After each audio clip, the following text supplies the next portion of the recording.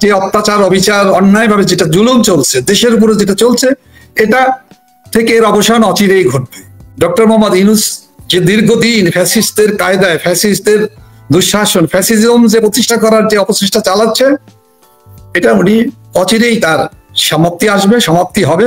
আমাদের মনে হয় বাংলাদেশের মানুষের কষ্ট কখনোই দীর্ঘ হতে পারে না, দীর্ঘ সময় আমরা এই কষ্ট বাংলাদেশের মানুষ মেনে নেবে না, মেনে নেওয়ার কোনো কারণ নেই। সুতরাং তার বিদায় অবিসম্ভাবী। বাংলাদেশের মানুষ, আমাদের তৃণমূলের নেতাকর্মীরা মনে করে, বিশ্বাস করে, বঙ্গবন্ধু কন্যা দেশরত্ন শেখ হাসিনার নেতৃত্বে আবার আমরা বাংলাদেশের মানুষ ঘুরে দাঁড়াবে এবং আমরা ঘুরে দাঁড়াতে পারবো। শত অত্যাচারের পরও তারা দৃঢ় চিত্তে এটা বিশ্বাস করে। এই জালিম সরকার বলেন, এই ফ্যাসিস্ট সরকার বলেন, তাদের বিপক্ষে আওয়ামী লীগের নেতাকর্মীরা কিন্তু 5ই আগস্টের পর থেকে আপনার ছোট ছোট 10জন 5জন করে মিছিল করারও চেষ্টা করছে, বাধা এসেছে, তাদের উপরে মব সন্ত্রাস চালানো হয়েছে, এটা চলছে। তারপরও কিন্তু আওয়ামী লীগকে সমস্ত রাজনৈতিক কার্যক্রম বন্ধ করে দেওয়া হয়েছে। বঙ্গবন্ধু কন্যা দেশরত্ন শেখ হাসিনার প্রতি আমাদের যে অকণ্ঠ সমর্থন, অকণ্ঠ ভালোবাসা, আমাদের যে প্রেরণার উৎস, আমাদের সকল কাজের আলোকবর্তিকা, তাকে আপনাদের মাধ্যমে তার জন্য আপনারা দোয়া করবেন। আল্লাহ রাব্বুল আলামিন তাকে সুস্থ রাখুক, দীর্ঘজীবী করুক। ইনশাল্লাহ আমরা আবার আমাদের সেই শান্তির বাংলাদেশ, সমৃদ্ধির বাংলাদেশ, জাতির পিতার সোনার বাংলাদেশ আমরা গড়ে তুলবো। সেনা আইনে এই ধরনের সেনাবাহিনীর ভিতরে একটা ইচ্ছাকৃত ভাবে অনেকে বলছেন যে একটা অস্থিতিশীল পরিবেশ তৈরি করা হয়েছে। আপনাকে এখন আরেকটু বলি, শুধু 75-এর 15ই আগস্ট যেমন জাতির জনক বঙ্গবন্ধুকে হত্যা করা হয়েছে সেনাবাহিনীর সদস্যরাই, এবং 2400 সেনাবাহিনীর একটা ষড়যন্ত্র আমরা দেখেছি, দেশবাসী দেখেছে। এই ব্যাপারে সেনাবাহিনীর কি এগুলো ধারাবাহিক কার্যক্রম? আওয়ামী লীগ স্বাধীনতা সার্বভৌমত্বের পক্ষে, এই বিষয়টি এখন একেবারে পরিষ্কার। এখন আওয়ামী লীগকে এই পর্যায়ে দেশের রাজনীতিতে সক্রিয়ভাবে অংশগ্রহণ করেন আপনারাও যদি মনে করে থাকেন, এবং দেশবাসীর কাছে স্পষ্ট যে স্বাধীনতার পক্ষে কারা, বিপক্ষে কারা, এবং পুরো বিপক্ষ শক্তি দ্বারা এখন দেশ নিয়ন্ত্রিত হচ্ছে, সেই ক্ষেত্রে আওয়ামী লীগকে এখন দেশবাসীর কাছে প্রয়োজন। আপনাদের বক্তব্য কি? কিভাবে আসতে পারেন, কিভাবে আসা উচিত, এটা কিন্তু জনগণ একটু শুনতে চায়। দেখুন, আওয়ামী লীগের মূল শক্তি হলো বাংলাদেশের জনগণের সমর্থন। আওয়ামী লীগ গণতান্ত্রিক রাজনৈতিক দল। আমি বিশ্বাস করি বাংলাদেশের মানুষ বঙ্গবন্ধু কন্যা শেখ হাসিনার প্রতি অকুণ্ঠ সমর্থন আছে, বিশ্বাস এবং আস্থা দুটোই আছে। অতএব আমাদের উপরে যে অত্যাচার অবিচার অন্যায়ভাবে যেটা জুলুম চলছে, দেশের উপরে যেটা চলছে, এটা থেকে এর অবসান অচিরেই ঘটবে। এইভাবে একাধিকে আইন শৃঙ্খলা রক্ষাকারী বাহিনী, সেনাবাহিনীর উপরে যেটা চলছে, এটা এক ধরনের অবিচার, অন্যায়। এটাকে রাষ্ট্র ব্যবস্থাকে ধ্বংস করার জন্য, একটি রাষ্ট্রীয় কাঠামোকে সম্পূর্ণকে বিনষ্ট করার জন্য, এটা যারা বাঙালি জাতি, বাংলাদেশ, আগামী বাংলাদেশ, তরুণ প্রজন্ম যাদের জন্য আমরা একটি সুন্দর বাংলাদেশ রেখে যেতে চাই, সেই বাংলাদেশ যাতে গড়ে উঠতে না পারে, সেইটা করার জন্য এগুলো হচ্ছে। সুতরাং এগুলো করে টিকে থাকতে পারে না কোনো স্বৈর শাসক, কোনো ফ্যাসিস্ট। সেটা ইউনূস সাহেব যতই মনে করে থাকে, একটা সময় বাংলাদেশের মানুষ মনে করতেন, কিছু অংশ মনে করতেন, উনি বাংলাদেশে কোনো কর্মহীন মানুষ থাকবে না, এখানে শান্তির সুবাতাস উনি বইয়ে দিবেন। গত 14 মাসে তার কর্মকাণ্ড দ্বারা দেশের মানুষ অতিষ্ঠ, জীবন নিয়ে হাতে নিয়ে মানুষ এখন কোন রকমের বেঁচে থাকার চেষ্টা করতেছে। আর আমাদের দেশে মানুষের এই অবিচার, অন্যায়, এই দেশ বিরোধী কর্মকাণ্ড, জঙ্গিবাদীদেরকে পৃষ্ঠপোষকতা করা, সন্ত্রাসীদের অভয়ারণ্য বানানোর জন্য আজকে দেশে পাহাড়েও শান্তি নাই, সমতল ভূমিতে তো শান্তি নেই। কোথায় শান্তি, কোথায় শৃঙ্খলা, কোথায় আইন, কোথায় বাক স্বাধীনতা, কোথায় মৌলিক অধিকার? কোনো কিছু অবশিষ্ট নেই। এর বিপক্ষে বাংলাদেশের মানুষ অচিরেই ঘুরে দাঁড়াবে এবং আমি মনে করি সেই ঘুরে দাঁড়াবার নেতৃত্বে বাংলাদেশ আওয়ামী লীগ বাংলাদেশের মানুষের সাথে থাকবে এবং আওয়ামী লীগের সভাপতি, বারবার মানুষের ভোটে নির্বাচিত প্রধানমন্ত্রী বঙ্গবন্ধু কন্যা দেশরত্ন শেখ হাসিনা সেই নেতৃত্ব দিবেন এবং বাংলাদেশের তরুণ সমাজ, যুব এবং মেহনতি মানুষ, খেতে খামারে কাজ করা কৃষক, শ্রমিক এবং যারা বুদ্ধি সুশীল সমাজ, সিভিল সোসাইটিতে যারা আছেন, তারাও কিন্তু বসে থাকবেন না। তারা একবার ভুল করেছেন, কিন্তু বারবার বাংলাদেশের মানুষ ভুল করে না। এই ইতিহাস, এই ঐতিহ্য আমাদের আছে। সুতরাং আমি মনে করি এই অন্যায় অবিচারের মধ্য দিয়ে অযোগ্য, অথর্ব, ব্যর্থ, দেশ বিরোধী, গণতন্ত্র বিরোধী, স্বাধীনতা সার্বভৌমত্ব বিরোধী সাম্প্রদায়িক গোষ্ঠীকে উপর ভর করে ডক্টর মোহাম্মদ ইউনূস যে দীর্ঘদিন ফ্যাসিস্টদের কায়দায়, ফ্যাসিস্টদের দুঃশাসন, ফ্যাসিজম যে প্রতিষ্ঠা করার যে অপচেষ্টা চালাচ্ছে, এটা উনি অচিরেই তার সমাপ্তি আসবে, সমাপ্তি হবে। আমাদের মনে হয় বাংলাদেশের মানুষের কষ্ট কখনোই দীর্ঘ হতে পারে না। দীর্ঘ সময় আমরা এই কষ্ট বাংলাদেশের মানুষ মেনে নেবে না, মেনে নেওয়ার কোনো কারণ নেই। সুতরাং তার বিদায় অবশ্যম্ভাবী। জি নাসিম ভাই, আপনার কাছে এখন এই যে সবাই শেখ হাসিনাকে চাচ্ছে, অনেকে বলছেন এবং ডক্টর ইউনূস সাহেব 50 বছর থাকতে চাচ্ছেন, মনের নিজের ইচ্ছায় তিনি নিজে প্রকাশ করেছেন 50 বছর। আল্লাহ তাকে দীর্ঘ হায়াত দান করুক, তাকে যেন সেই তৌফিক দান করেন, এটা অনেকে তার কাছে দোয়া করছেন এবং অনেকে বলছেন যে আল্লাহর কাছে দোয়া করেছেন বাংলাদেশে যাতে কোনো নির্বাচন না হয়, ডক্টর ইউনূসকে আমরা আজীবন চাই। ডক্টর ইউনূস সাহেবের বর্তমান 13 মাসে কেউ কেউ বলছেন যে দেশ 50 বছর পিছিয়ে গেছে। এখন আপনার কাছে যে প্রশ্নটা থাকবে, আওয়ামী লীগের সময় যে উন্নয়নমূলক কর্মকাণ্ডগুলো হয়েছে, বর্তমান 13 মাসে কেউ কেউ বলছেন যে 13 মাসে বাংলাদেশকে 50 বছর পিছিয়ে দিয়েছে, কিন্তু সবাই প্রত্যাশা করেছিল ডক্টর মোহাম্মদ ইউনূসের মাধ্যমে বাংলাদেশের অর্থনৈতিক উন্নতি হবে, কিন্তু কাঙ্ক্ষিত সেই ফল কেউ দেখতে পাচ্ছে না। আপনার মন্তব্য? শুনুন, আমি জানি না উনি দীর্ঘজীবী হোক বাংলাদেশের মানুষ চায় কিনা, তো উনি যে 130 বছর বেঁচে থাকতে চায়, এই স্বপ্ন, দুঃস্বপ্ন উনি দেখে এবং এটা বাংলাদেশের মানুষের হাসির খোরাক উনি জুগিয়েছে। উনি হাসির পাত্রে পরিণত হয়েছে। মানুষ কখন সুস্থ থাকে তখন এক ধরনের চিন্তা করে। উনি আসলে এখন কি অবস্থায় আছে সময় বলে দেবে, মানুষ বলে দিয়েছে, বুঝতে পেরেছে। উনি 130 বছরের জন্য ওনাকে ক্ষমতায়, রাষ্ট্রীয় ক্ষমতা থাকার দায়িত্ব দিয়েছে। কে দিয়েছে? উনি এই খোয়াব উনি কিভাবে দেখেছে, কে দেখিয়েছে? সুতরাং উনি কি পর্যায়ে আছে আপনারা বুঝতেই পারবেন। আমি ওনাকে পাগল বলতে চাই না, আমি ওনাকে উন্মাদ বলেও আমি ওনাকে খাটো করতে চাই না। তবে উনি যে স্বার্থপর, উনি যে দেশের স্বার্থের চাইতে, দেশের মানুষের স্বার্থের চাইতে ব্যক্তির স্বার্থ যে অনেক বেশি বেশি মনে করেন, পছন্দ করেন, সেটা কিন্তু উনি প্রমাণ করেছেন। আর বাংলাদেশের মানুষ, ওনার মতো একজন মানুষ, উনি বাংলাদেশে গণতন্ত্র ফিরিয়ে দিবে। আর উনি 50 বছর দেশের মানুষ উনি ওনাকে ক্ষমতায় রাখতে চেয়েছে। তো ফ্যাসিজম, ফ্যাসিবাদের তত্ত্বটা কোত্থেকে এসেছে? তো আমার মনে হয় বাংলাদেশে ফ্যাসিবাদী ইউনূস, ফ্যাসিস্ট ইউনূস নিজের ক্ষমতাকে টিকিয়ে রাখার জন্য, নিজের স্বার্থ বাস্তবায়নের জন্য দুর্নীতি থেকে আরম্ভ করে মানি লন্ডারিং থেকে আরম্ভ করে এমন কোনো কাজ নেই, এমন কোনো জায়গা নেই যে এই জায়গাগুলোতে উনি বিচরণ করেননি। এখন এর হাত থেকে মানুষ বাঁচতে চায়। এই বাঁচার জন্য, মানুষের বাঁচার লড়াইয়ের জন্য, দেশ বাঁচাবার লড়াইয়ের জন্য, গণতন্ত্র ফিরিয়ে আনার জন্য, একটি স্থিতিশীল রাষ্ট্র বাংলাদেশ প্রতিষ্ঠার জন্য বাংলাদেশের মানুষ যে সবসময় আল্লাহ রাব্বুল আলামিনের কাছে দোয়া করছেন, দোয়া চাচ্ছেন এবং প্রার্থনা করতেছেন।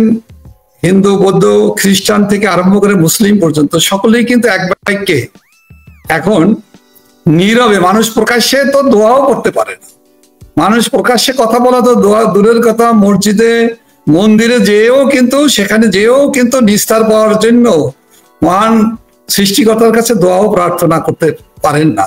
সুতরাং এই সরকারকে, এই অবৈধ গ্যাংস্টার বাহিনীকে, যিনি ইতিমধ্যেই রাজনীতির খায়েশ করে রাজনৈতিক দলও উনি সৃষ্টি করেছেন, যাদের অবস্থান তো যে আর্মির সেনাবাহিনীর কি এপিসির ভিতর দিয়ে রক্ষা করে তাদেরকে বাঁচাতে হয়েছে। তার নেতৃত্ব দিয়েছেন গোপালগঞ্জে মানুষকে গণহত্যার নির্দেশনা দেওয়া এই অবৈধ দখলদারি। এই গণহত্যাকারীর হাত থেকে দেশকে রক্ষা করা সময়ের ব্যাপার মাত্র। আমি মনে করি সময় অতি সন্নিকটে এবং আমাদের অনেক ধরনের ভুল ত্রুটির কথা অনেকে বলেন, সমালোচনা করেন। আমি দেখেছি অনেকে অনেকভাবে বলার চেষ্টা করেছে। এগুলোর ফয়সালা তো বাংলাদেশের মানুষই করার সুযোগ আছে এবং আমরা সে বিশ্বাস করি। সুতরাং 71-এর পরাজিত শক্তিকে পুনরায় পরাজিত করার জন্য আমি মনে করি না কোনো কৌশল পরিবর্তনের দরকার আছে। আমি মনে করি না তাদের বিরুদ্ধে আর একটা সশস্ত্র যুদ্ধ করার দরকার আছে।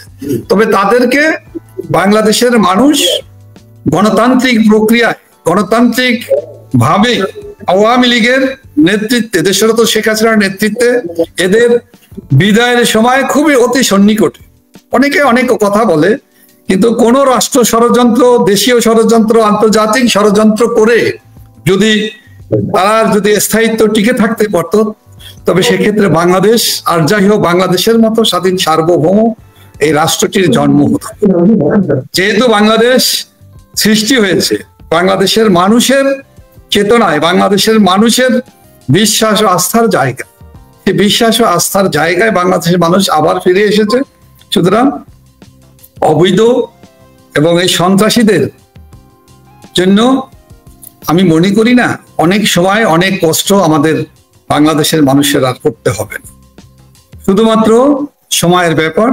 এবং আমি মনে করি এদের বিদায় এবং এদের অপশাসন, দুঃশাসন থেকে ঘুরে দাঁড়িয়ে 50 বছরের পিছিয়ে না, 100 বছর আওয়ামী বাংলাদেশকে পিছিয়ে দিয়েছে, 100 বছর বাংলাদেশকে পিছিয়ে দিয়েছে। এবং সেই জায়গায় আমরা ফিরে আসাটাই এখন আমি মনে করি সেই 100 বছর পিছিয়ে ঘুরিয়ে দাঁড়ানোটাই এখন সবচেয়ে বড় চ্যালেঞ্জ বাঙালি জাতির জন্য, বাংলাদেশের জন্য। জি, ধন্যবাদ। আমি আপনার কাছে ছোট ছোট দুই একটা প্রশ্ন করবো, সেটি তারপরে আমরা শেষ করব।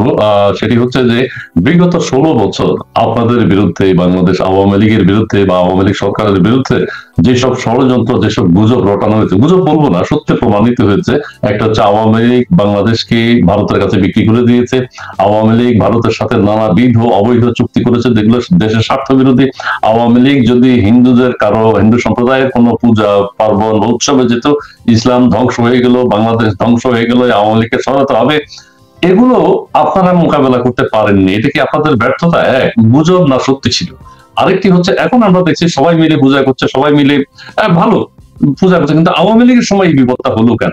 এখন সবাই পূজায় গিয়ে ডোনেশন দিচ্ছে, সবাই পূজা গিয়ে গীতা পড়ছে, পূজায় গিয়ে নাচানাচি করছে, আর আওয়ামী লীগ সরকার ভারতের কাছে কিভাবে বাংলাদেশকে বিক্রি করলো সেটার কোনো দলিল পত্র, দলিল দস্তাবেজ কেউ দেখাতে পারছে না। বর্তমান সরকার নানান ভাবে চেষ্টা করেছে, কি কি অবৈধ চুক্তি বাংলাদেশ আওয়ামী লীগ করেছে। আপনারা কি ক্ষমতায় যখন ছিলেন তখন এসব গুজব বা এসব ষড়যন্ত্র বুঝতে পারেননি? দেখুন, পাহাড়ে শান্তি ফিরিয়ে আনার জন্য যে শান্তি চুক্তি হয়েছিল তার আগে অপপ্রচার করা হয়েছিল বাংলাদেশে 3 ভাগের 1 ভাগ, বান্দরবন থেকে আরম্ভ করে পার্বত্য চট্টগ্রাম সব ভারতের কাছে বিক্রি হয়ে গেছে এবং বাংলাদেশে ভারতের পতাকা উড়াবে এবং পতাকাও তৈরি হয়েছিল, সেটা কিন্তু উদ্ধার করা হয়েছে। শান্তি চুক্তির পরে প্রমাণ হয়েছে বাংলাদেশ 1 ইঞ্চি ভূমিও ভারতের কাছে যায়নি। তো বাংলাদেশে কিছু লোক আছে, এক শ্রেণীর মানুষ আছে যারা মুক্তিযুদ্ধের বিপক্ষের শক্তি, তারা ভারতের কথা বলে একটু বেশি বেশি মিথ্যা কথা, অসত্য কথা বলে এবং এর দায়টা ট্যাগিং করা, আওয়ামী লীগের ঘাড়ে চাপিয়ে আমরা আওয়ামী লীগ ভারতের দালাল, আওয়ামী লীগ দেশটাকে বিক্রি করে দিয়েছে, এটাই তো আপনি বললেন। আচ্ছা বলুন তো, এই 14 মাসে এই অবৈধ দখলদার এই সরকার ভারতের সাথে গত 16 বছরে আওয়ামী লীগের শাসন আমলে যত চুক্তি হয়েছে, একটা চুক্তিও কি বাতিল করেছে? একটা চুক্তিও কি বাতিল করেছে? বলেছে এটা দেশের স্বার্থ বিরোধী? বলে নাই। তার মানেটা কি? যত চুক্তি হয়েছে সমস্ত চুক্তিগুলোই বাংলাদেশের স্বার্থের পক্ষেই হয়েছে, এটা তো প্রমাণিত, এটা তো সত্য। এই চরম সত্য কথাকে তো আর অস্বীকার করা যাবে না। অপপ্রচার তো অপপ্রচার, বিভ্রান্তি তো বিভ্রান্তি, মিথ্যাচার তো মিথ্যাচার, গুজব তো গুজবে। গুজবের যদি কেউ বিশ্বাস করে সেটা হলো, তাহলে তো তার এটা নিয়ে কিছু বলার নেই। বাংলাদেশে রাজনীতিতে বাংলাদেশের 16 বছরে বাংলাদেশে উন্নয়ন হয়েছে বলা হয়েছিল পদ্মা সেতু বিশ্বের, এটা না, এটা অনন্য অসাধারণ সেতু হলো পদ্মা সেতু। এ ধরনের আজকেই আমি একটা অফিসার পড়তেছিলাম, একজন বিখ্যাত প্রকৌশলী, সে বলেছে এই পদ্মা সেতু তো অন্য 1000টা সেতুর মতো একটা সেতু না, পৃথিবীতে এ ধরনের খুব কম সংখ্যক সেতুই কিন্তু পদ্মা সেতু। সেই পদ্মা সেতু নিয়েও তো বলা হয়েছে যে ভেঙে পড়বে, এই পদ্মা সেতু জোড়াতালি দিয়ে বানানো হয়েছে, এই পদ্মা সেতু দিয়ে মানুষ পারাপার করতে পারবে না, এ ধরনের অপপ্রচার করা হয়েছে। কিন্তু সময়ের ব্যবধানে প্রমাণিত হয়েছে এটা নিয়ে দুর্নীতি হয়েছে, এটা নিয়ে হাজার হাজার কোটি টাকা লোপাট হয়েছে, কিন্তু সেটাও কিন্তু প্রমাণিত হয়েছে যে না, এখানে দুর্নীতি হয়। গোটা দেশ দুর্নীতি মুক্ত ছিল এটা আমরা বলি না, আমি বলার চেষ্টা করি না, তবে পদ্মা সেতুর মতো অনন্য অসাধারণ স্থাপনা তৈরি হয়েছে যেখানে দুর্নীতি হয়নি। আন্তর্জাতিক আদালতে টরন্টো কানাডার আদালতে সেটা কিন্তু জাজমেন্ট বেরিয়েছে। তো মিথ্যাচার আওয়ামী লীগের বিপক্ষে, মুক্তিযুদ্ধের পক্ষে, শক্তির বিপক্ষে সবসময় যারা বাংলাদেশ বিরোধী শক্তি তারাই অপপ্রচার মিথ্যাচার চালিয়েছে। এরা স্বার্থবাদী মহল, এরা স্বার্থবাদী, এরা দেশ বিরোধী। দেশকে, দেশের মানুষকে, দেশের মর্যাদাকে, সরকারকে ছোট করলে কিন্তু কেউ বড় হয় না, দেশের মর্যাদা পূর্ণ হয়। তো আমরা হলাম সেই জাতি যে জাতির ভিতরে একটি অংশ এখনো আছে, এরা থাকবে সবসময় বিশ্ব সভায়, দুনিয়াতে মানুষের কাছে আমাদের দেশকে ছোট করে দেখা, দেশের মর্যাদাকে ছোট করা, এটা এক ধরনের দেশ বিরোধী অপশক্তি। এরা দেশদ্রোহী বললেও বোধহয় এদের কম করে পড়া হবে। এরা দেশের বিপক্ষের শক্তি, স্বার্থন্বেষী মহল। এরা ভারতের দালাল আওয়ামী লীগ কেন? ভারতের প্রতি আমাদের শ্রদ্ধা, মহান মুক্তিযুদ্ধে তারা আমাদের পাশে দাঁড়িয়েছে। মহান মুক্তিযুদ্ধের সময় আমাদের 1 কোটি মানুষকে আশ্রয় দিয়েছে, খাদ্য দিয়েছে, বাস থাকার জায়গা দিয়েছে। আমাদের বীর মুক্তিযোদ্ধাদের মহান মুক্তিযুদ্ধে অংশগ্রহণ করার জন্য তারা ট্রেনিং দিয়েছে, তারা অস্ত্র দিয়েছে, তারা আমাদের গোলা বারুদ দিয়ে সহযোগিতা করেছে, তারা স্বীকৃতি দিয়েছে আন্তর্জাতিকভাবে। দুনিয়ার মতামত বাংলাদেশের মানুষের মুক্তিযুদ্ধের, বাংলাদেশের পাকিস্তানি হানাদার বাহিনীর বিপক্ষে বাংলাদেশকে সমর্থন দেওয়ার জন্য তৎকালীন ভারত সরকার, তৎকালীন প্রধানমন্ত্রী শ্রীমতী প্রয়াত ইন্দিরা গান্ধী জনমত তৈরি করেছে। ভারতবাসী আমাদের পাশে দাঁড়িয়েছে। এই সত্য কথাটা বলাটা কি ভারতের দালালি হয়? এই কথাটা তো বলতেই হবে, সত্যকে আমাদের বলতে হবে। সত্যকে অস্বীকার করে মিথ্যার উপরে দাঁড়িয়ে একটি জাতি কখনোই এগিয়ে যেতে পারে না, আগাতে পারে না, এটা আমাদের বিশ্বাস। সেই বিশ্বাসের জায়গায় দাঁড়িয়েই আমরা বাংলাদেশকে, বাংলাদেশের সাথে, বাংলাদেশের মানুষের সাথে, আমরা একজন দেশপ্রেমিক নাগরিক হিসাবে, দেশপ্রেমিক দল হিসাবে বাংলাদেশ আওয়ামী লীগ একটা ইউনিক রাজনৈতিক দল। এই দলটাকে নিয়ে যারা আজকে বাংলাদেশ আওয়ামী লীগকে যারা নিষিদ্ধ করেছে, কার্যক্রম বন্ধ করেছে, আওয়ামী লীগের নেতা কর্মীদেরকে যারা দেশে অত্যাচার নির্যাতন করছে, তারা কারা? এই শক্তি কারা? এরা এই সন্ত্রাসী গোষ্ঠী কারা? এরা কারা? আজকে পরিষ্কার, এরা দুর্নীতিবাজ, এরা লুণ্ঠনকারী, এরা দেশদ্রোহী, এরা অতীতে দুর্নীতি করে বাংলাদেশকে চ্যাম্পিয়ন বানিয়েছে। তো সেই শক্তির অপপ্রচারে আওয়ামী লীগের নেতাকর্মীরা ঘরে বসে থাকতে পারে না, পারবে না, এবং ঘরে বসে নেই। আমরা আছি, আওয়ামী লীগের, তৃণমূলের নেতা কর্মী সমর্থক বাংলাদেশের মানুষ বঙ্গবন্ধু কন্যা দেশরত্ন শেখ হাসিনার সাথে আছে, আওয়ামী লীগের সাথে আছে, গণতন্ত্রের সাথে আছে, এবং অবৈধ দখলদার ইউনূস সরকারের অপকর্মের বিরুদ্ধে মানুষ কিন্তু জেগে উঠেছে, মানুষ প্রতিবাদ শুরু করেছে। মানুষ প্রতিবাদের ঝড় যে কোনো সময় উঠে ঝড়ে তছনছ করে দিবে এই অগণতান্ত্রিক শক্তির সমস্ত ষড়যন্ত্রের আয়োজন, সমস্ত আয়োজনের ধ্বংস অনিবার্য। জি, অনেক ধন্যবাদ আপনার মূল্যবান বক্তব্যের জন্য। প্রিয় দর্শক, আপনি স্টেশন বাই রোকেয়া প্রাচী এই অনুষ্ঠানে এতক্ষণ কথা বলেছেন জনাব আফম বাহাউদ্দিন নাসিম। তিনি তার বক্তব্য রেখেছেন এবং তার বক্তব্যে যেটি উঠে এসেছে যে বাংলাদেশ আওয়ামী লীগ জননেত্রী শেখ হাসিনার নেতৃত্বেই সকল কর্মীদেরকে নিয়ে, নেতা কর্মীদের নিয়ে ঐক্যবদ্ধ আছে এবং থাকবে, এবং তারা আগামীতে দেশের জনগণকে নিয়ে মাঠে নামবে, এবং তৃণমূল এখন যেভাবে কাজ করছেন তার প্রতিও তার শ্রদ্ধা আছে, এবং নেতৃস্থানীয়রা এখনো তৃণমূলের পাশে দাঁড়াতে পারছেন না, কিন্তু তাদেরকে সহযোগিতা করার আপ্রাণ চেষ্টা করছেন, কারণ এই সরকার কাউকে সহযোগিতা করতে দিচ্ছে না। দেশের শান্তি চায় না, দেশের শান্তি বিঘ্নিত হয়েছে, দেশ পিছিয়ে গেছে। জনাব বাহাউদ্দিন নাসিম যেটি বলেছেন যে আমি বলেছিলাম 50 বছর, তিনি বলেছেন যে 100 বছর, সত্যিই তাই। এবং ভারতের কাছে আওয়ামী লীগ কিভাবে দেশ বিক্রি করেছে সেটির কোনো প্রমাণ তারা উপস্থাপন করতে পারেননি, এবং কোন তথ্য প্রমাণ কি কি অবৈধ চুক্তি করেছেন সেগুলো এই সরকার দেখাতে পারেনি। তার মানে সমস্ত কিছুই ষড়যন্ত্র ছিল। সেই ষড়যন্ত্র মোকাবেলা করতে জনগণকে নিয়ে বাংলাদেশ আওয়ামী লীগ আবার পাশে থাকবে। এই তো জনাব নাসিম, আপনাকে অনেক ধন্যবাদ স্টেশন বাই রোকেয়া প্রাচী এই বিশেষ আয়োজনের পক্ষ থেকে। আপনার শেষ মুহূর্তে আর এক লাইনে দর্শক যারা যুক্ত ছিলেন, আপনি যদি কিছু একটা বলতে চান। আমি দর্শক শ্রোতা ভাই বন্ধুদেরকে এবং এই টক শো আয়োজনে রোকেয়া প্রাচী এবং খন্দকার ইসমাইল, আপনাদের দুজনকেও এবং সবাইকে আমি কৃতজ্ঞতা জানাই। যারা শুনেছেন তাদের প্রতি আমার গভীর শ্রদ্ধা, ভালোবাসা, এবং সবাইকে সত্য কথাটি বলার জন্য আমি অনুরোধ করব, আহ্বান জানাবো। আমি জানি বাংলাদেশের মানুষ সত্যকে মেনে নেওয়া, সত্যকে গ্রহণ করার মতো সৎ সাহস আমাদের আছে। ইনশাল্লাহ আপনাদের প্রতি শ্রদ্ধা রেখে আওয়ামী লীগের, তৃণমূলের নেতা কর্মীদের যারা কষ্টে আছেন, দুঃখে আছেন, তাদের প্রতি আমার ভালোবাসা, আমার দোয়া, আমার আন্তরিকতা এবং বঙ্গবন্ধু কন্যা দেশরত্ন শেখ হাসিনার প্রতি আমাদের যে অকণ্ঠ সমর্থন, অকণ্ঠ ভালোবাসা, আমাদের যে প্রেরণার উৎস, আমাদের সকল কাজের আলোকবর্তিকা, তাকে আপনাদের মাধ্যমে তার জন্য আপনারা দোয়া করবেন। আল্লাহ রাব্বুল আলামিন তাকে সুস্থ রাখুক, দীর্ঘজীবী করুক।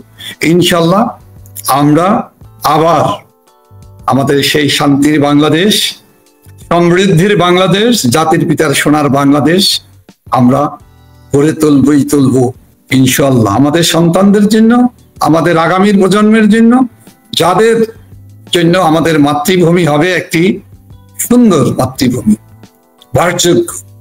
সেই মাতৃভূমি ধ্বংসের দ্বার প্রান্তে পৌঁছে গিয়েছে, সেখান থেকে আমাদের ঘুরে দাঁড়াবার এখন সময়, উপযুক্ত সময় তৈরি হয়েছে। আর আমাদের এর জন্য এখন ঘুরে দাঁড়াবার চেষ্টাই আমাদের হবে শেষ কাজ। ধন্যবাদ। জি জি, অনেক ধন্যবাদ।